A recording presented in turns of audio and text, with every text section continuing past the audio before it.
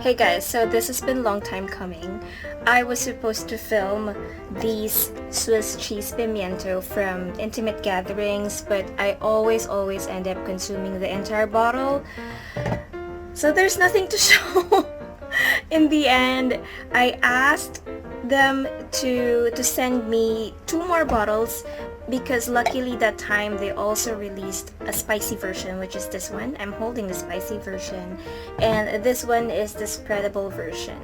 I have started with the chunky version, and it's a bit sweet, while this spreadable version has the taste profile of like a sour cream and cheese combination. I personally prefer the chunky version, the original one that they sent me, and I think I'm gonna reorder that one, but I want the chunky version with the spice in it. So I was hoping maybe they could release something spicy and chunky at the same time. So what do I like about this? When I first had the chunky version, I was surprised that it was sweet. And I'm the type of person who's not a fan of sweet stuff. I normally like my cheese salty and aged.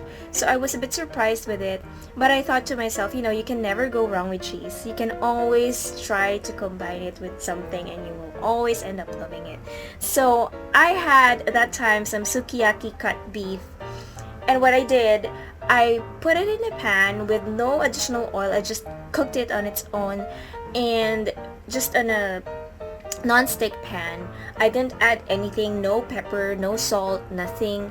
And then I add the chunky version of the Swiss cheese, and it was perfect. It was like reliving the times when we would have lunch outs in Romantic Baboy. Like for me, 2019 was all about samgyeopsal. I'm sure some people would have had samgyeopsal for the longest time in their lives, but for me 2019 was cheesy samgyeopsal. Like the year of the samgyeopsal for me was 2019. So I wanted to relive that before all this 2020 thing happened. And I am enjoying my reliving of the samgyeopsal using the chunky version because the sweet cheese married so well with the meat. And what's even better, and this is the reason why I keep on snacking on it. The reason why this film has been a long time coming, because I always consume the entire bottle, is because I eat it on its own together with red wine.